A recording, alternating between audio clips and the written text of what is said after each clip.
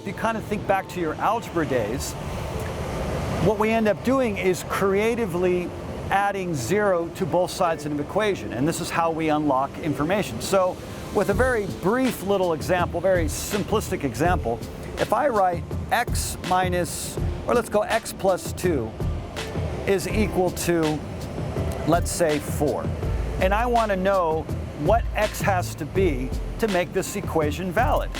Now this is simple, we can just infer that x obviously is going to be 2, but how would we do it in some kind of logical or analytical process that would make sense without violating the validity of the statement? Because remember, this x plus 2 is configured in a way that it has some information. And if we can infer what x is, then, hey, we found a solution. So how can we creatively do this? Well, if we think of an equation and the pivot is the equal sign, and we think of it kind of like a teeter-totter. So not a teeter-totter, it can move, but when any equation is in a certain configuration, and that configuration is set. We can't change it. But if we put the same amount of weight on both sides at the same time, could be 1,000,000 pounds, 1,000,000,000 pounds, a feather on each side, as long as it's the same thing on both sides, we are not changing the configuration of the equation.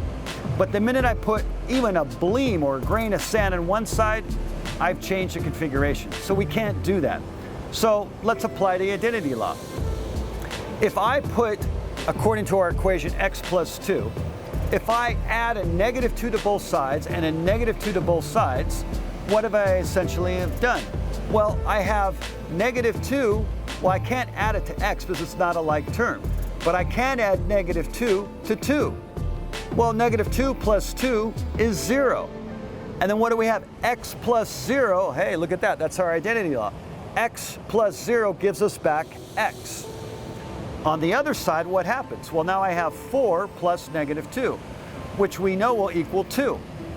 So I've put the same amount of quote-unquote weight on our hypothetical teeter-totter, so I haven't changed the configuration.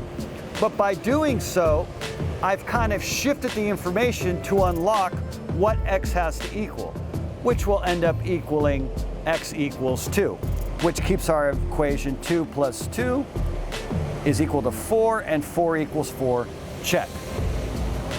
Well, now let's say instead of x plus 2 equals 4, let's go back, let's rewrite something simplistic like 2x is equal to 4.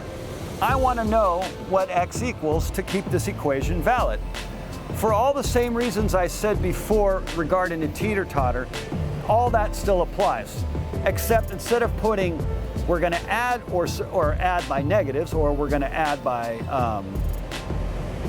either we're going to add by negatives or add by positives. In this case, we can either add, or you can think of it as by dividing by a certain amount, as long as we don't change the configuration. So let's see what we can do.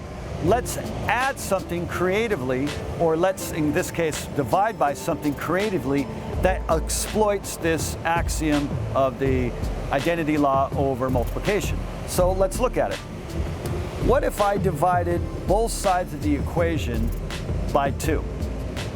I could divide by any number I wanted, but let's say I divide it by 2. Why do I pick 2? Because look what happens. What's 2 over 2?